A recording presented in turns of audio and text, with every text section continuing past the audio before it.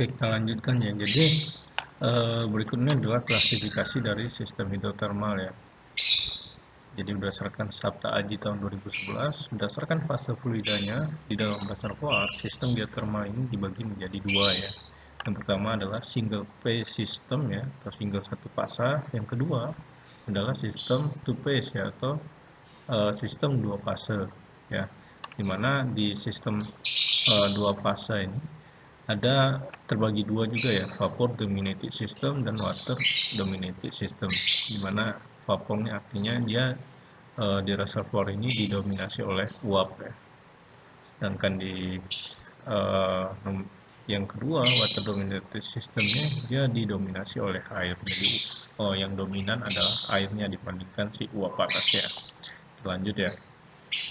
Nah, single fase sistemnya adalah reservoir ini mengandung air panas dengan temperatur sekitar 90 sampai 180 derajat Celcius dan tidak ada proses pendinginan yang terjadi di reservoir. Nah, ini otomatis karena tidak adanya proses pendinginan di reservoir hanya terbentuk satu fase. Nah, ini atau single fase.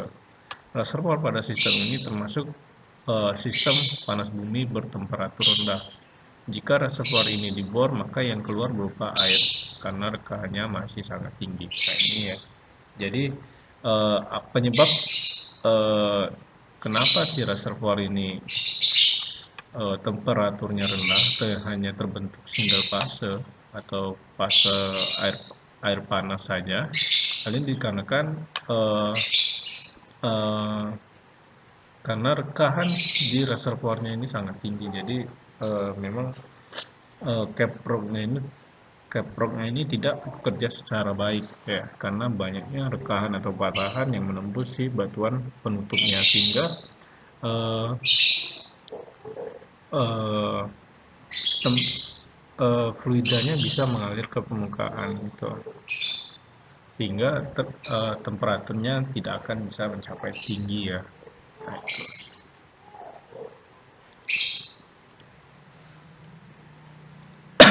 Dan juga ya, selain karena si uap di dalam reservoirnya ini akan keluar terus melalui rekahan, juga karena rekahannya ini juga akan menyebabkan daerah resapannya akan semakin baik ya, sehingga air yang masuk ke dalam reservoir akan menurunkan temperatur yang ada di reservoir ya.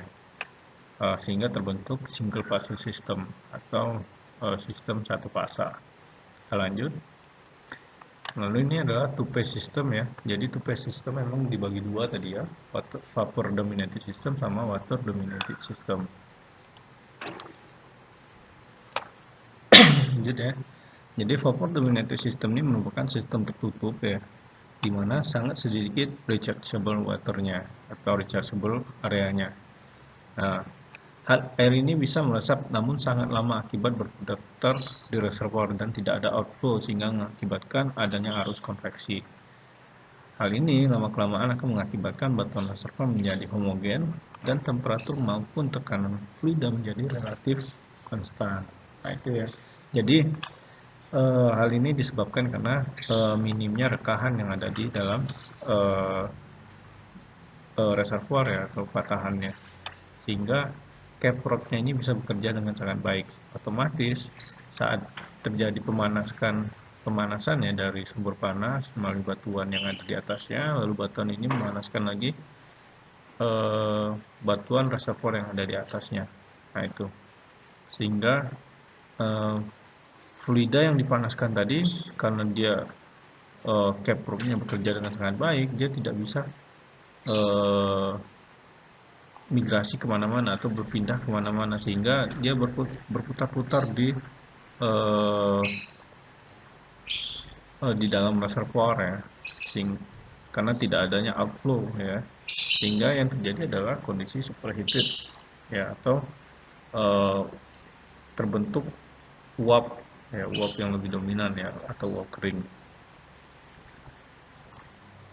Dan juga akan membentuk si arus konveksi tadi ya. sehingga lama-kelamaan ya, karena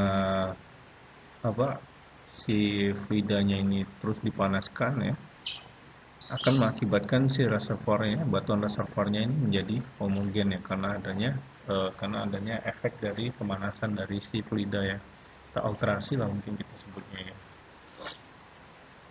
Nah, lalu pada akhirnya temperatur maupun tekanan si fluidanya ya menjadi relatif konstan, sehingga ini udah mencapai titik maksimumnya gitu ya, karena tidak ada fluida yang keluar tadi kan. Lanjut. Nah, ini adalah kondisi hidrologi dari si sistem dominasi uap ya, menurut Simon tahun 1998.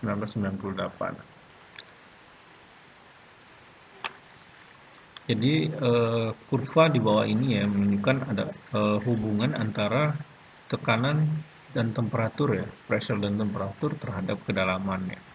Nah ini, jadi pada reservoir dengan sistem vapor dominated system ini ya, atau dominasi uap, trennya akan seperti ini ya. Nah ini, jadi semakin dalam ya, semakin dalam temperatur dan tekanan juga akan semakin tinggi, karena memang tekanan dan temperatur ini hubungannya berbanding lurus ya. Nah itu, semakin dalam temperatur dan tekanan semakin tinggi. Lalu pada kondisi temperatur dan pressure-nya pada garis lurus ya, mencapai garis lurus ya, artinya terjadi proses evaporasi atau penguapan ya, atau biasa kalau di termodinamika itu kita sebut dengan proses adiabatik ya.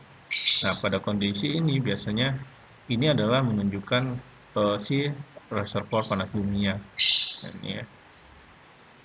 Jadi saat dia mencapai titik evaporasi, semakin tinggi, semakin dalam dia sudah berupa garis lurus ya, karena dia sudah masuk ke proses adiabatik ya. Nah, gambar bawahnya adalah zoom dari atau perbesaran ya dari si portfolio ya, dari si sampel batuan ya yang ada di reservoir ya. Di sini kita lihat di dalam portfolio ini terlihat seperti kosong ya, karena memang fluida yang ada di dalam reservoir ini adalah sudah berupa uap. Nah,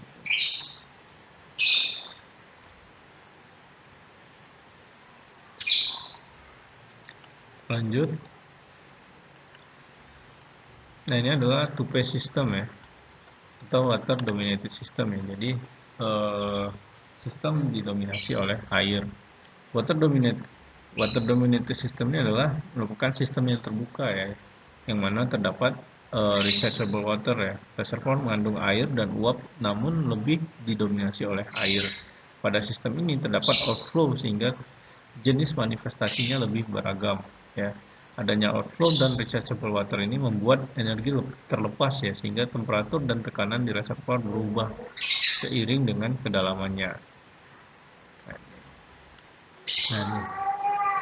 Semakin dalam kedalamannya, maka semakin tinggi tekanannya, sedangkan temperaturnya di reservoir memiliki gradien panas bumi yang sangat kecil. Nah, itu ya. Jadi sebenarnya dia ini hampir mirip dengan si single phase system ya, cuman mungkin rekahannya dia tidak terlalu banyak, sehingga uap panasnya ini masih mampu untuk membentuk uap ya, atau reservoir panas buminya ini masih mampu untuk membentuk uap panas ya itu ya.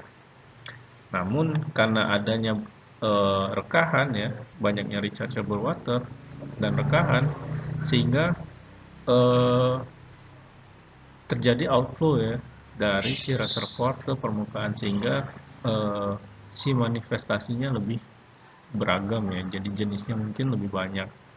Itu untuk yang si reservoir water dominated system.